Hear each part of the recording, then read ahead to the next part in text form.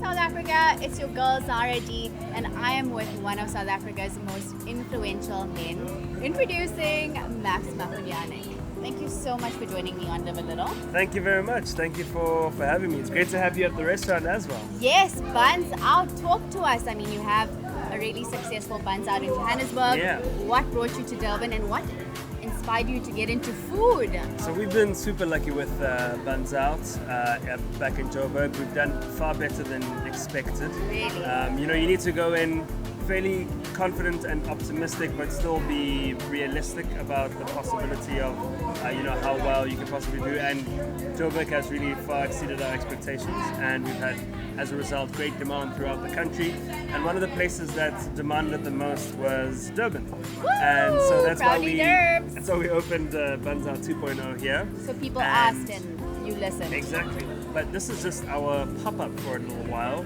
and it's to really see if people are willing to put that support or that commentary and actually support them come through. And Durban's an interesting market. Yeah. It well, feels you like are here, which means you must really care about what you do. Oh, absolutely. I really am quite passionate about what we've managed to do with the brand as a whole, and it's just grown so quickly, and I'm really excited to see where it can go.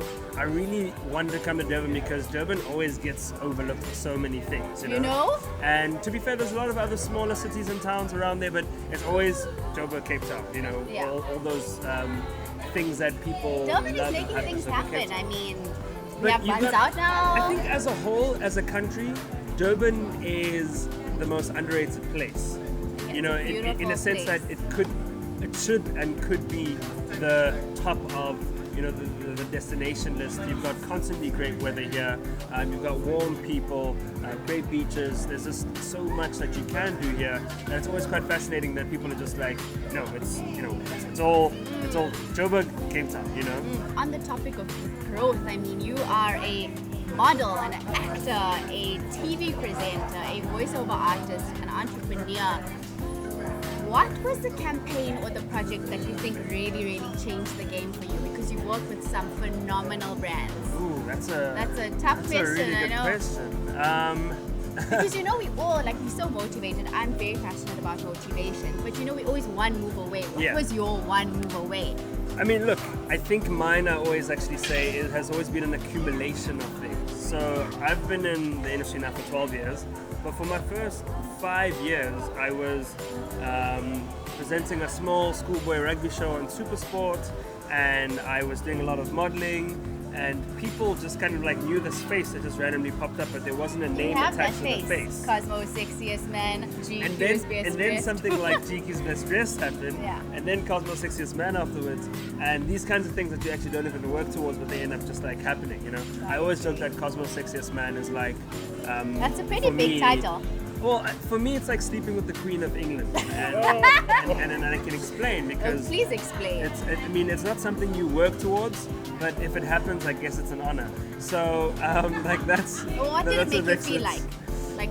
In all honesty, it is a huge title. It was pretty cool.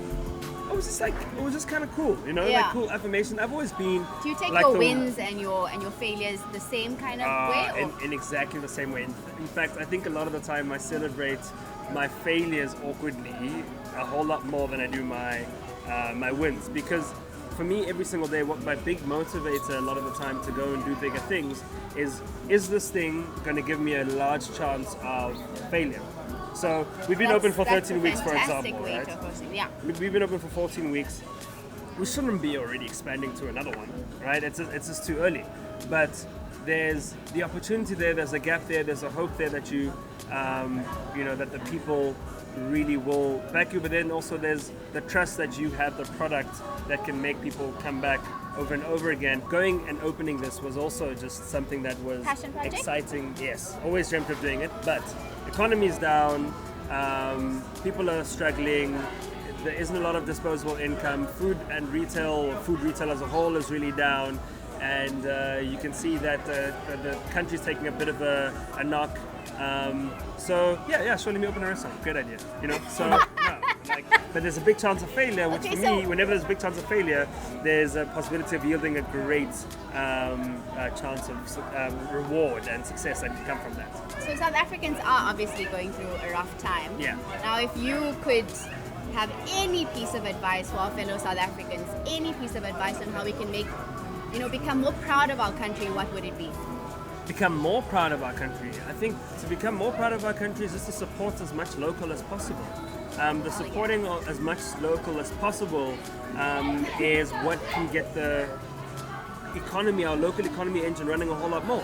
If we're spending all the money, or so much of the money that we're spending on bigger, more international things that we regard as being bigger, when we don't think we can do it just as good or even better here, then we keep taking away that money out of our economy and sending it elsewhere.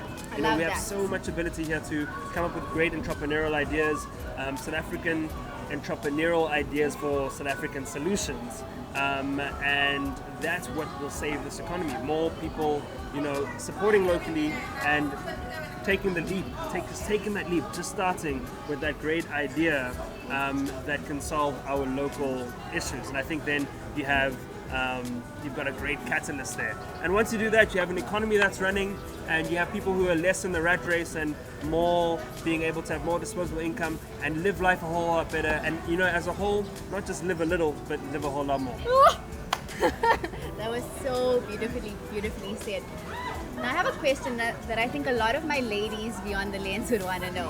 What are your views on love, and how do you feel about love as a whole? Love romantically, love family, but more romantically. I'm a hopeless romantic in every way, Oh and I'm my a big lover. Do you like cuddling? I love cuddling. Yeah, I love cuddling. Don't care if I'm big or small school, just as long as I'm within the grip. I'm all good. I love cuddling, and I love spoiling people around me. It doesn't matter what kind of love it is, even if it's a stranger. If I see that there's an opportunity to make them feel better, there's a certain level of love that goes with that. Love of your neighbor and the next person next to you. Taking the time, not just ignoring them, but acknowledging what it is they want to say, what it is they really want to express with you, having a conversation, but actually looking at them when they want to have the conversation, and listening to whatever that idea might be, or listening to whatever that comment might be, and actually recognizing and seeing other people. So I think one of the biggest problems is that people don't actually have the patience or time for one another, and so you're just talking, but no one's really like paying attention and really taking in what you're saying, and therefore you're not feeling seen. And I think for humans, the biggest thing for humans is a sense of value that we get from a sense of belonging. And you get that sense of belonging from being seen and being felt like you actually play a role, be it in the smallest way in someone's life in a conversation and being heard, or just someone taking the time with you. And I think there's so many ways of showing that, and I think there's so much love and expression of positivity that can come through just a little act of kindness, and I think that comes in I know smallest and kindness biggest ways. is a huge thing for me. Is a line that Yeah. just really resonates with you. Absolutely. But who was one person that you could really say did play a role in maps becoming maps? Like one person, do you think that really? I can't There's say just too many people. Your I parents. can't say one person. It would have to be mom and dad. It has to be my mom and my dad. Also my my brother. My brother's my favorite person in the world. Is he your bestie? He's my bestie. Yeah, I go to him for everything. 6 years older than me. He's always been one of your role models. Absolutely, he's this big idol of mine, and it's great to have had that kind of relationship with him my whole life, and beautiful. always have that person who can put you back on track or bring you back if you ever kind of seem like you're floating away, and reminding you of what's really important and who you are. So it's a great thing. That's beautiful. So now my brand, Live a Little, aims to inspire people to live a happier, more present quality of life. And I know you're such a busy guy. It's So wait, hard. is it live a little or live a lil? It's a live a little. Live a lil. Live a little. How do I live a lil? I know you're very Do you know what? busy. I love everything I do so much, and I love that I get to impact people's lives in certain ways with other things that I get to do. I love the social aspects of the work that I get to do more than anything else. But You're I love that I get to. people's person. Yes, I think I definitely am, because I do really love people, but more to what we're speaking about right now. And anyone that I engage with, I try and make it something that's meaningful. And I honestly think that I'm so lucky that being able to chase my dreams mean I get to live more than just a little. Every single day I'm living so much, and I really, really enjoy that. So when I get to do something extra and fun and recreational, just an extra. Travel? I travel lots with work, so... So then you live the best of both worlds. 100%. No, thank you so much. It was an absolute pleasure having you on our show. And you know what? Keep inspiring, keep making a difference, and I can't wait to see what the future holds for you. Thank you so and much. Me. And congratulations to you, and good luck with this. And ladies and gentlemen, that was Maponyane and Zahra D. Ah!